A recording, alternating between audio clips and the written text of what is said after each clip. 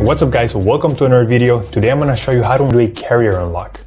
I'm going to do it together with you step by step. I have unlocked more than 100 phones using this method and it works perfectly.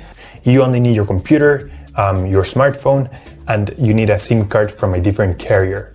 And that's all you need, and without further ado, let's begin. So to start, we're going to get the phone's IMEI number. That's a unique number for every phone. So to get it, simply dial *#06#.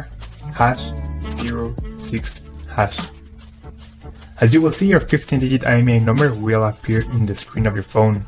This number is very important. It represents the ID of your phone, and keep it somewhere close because we're going to use it in a few seconds to unlock this phone.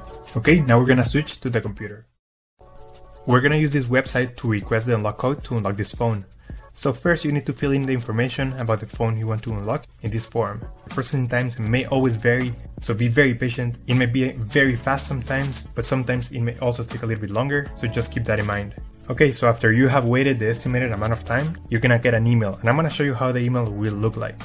And as you can see here, I got this message and it confirms that the phone has been unlocked. Thank you so much for watching this video. If you have any questions, just leave them on the comment section down below and I will try to answer them as quick as possible.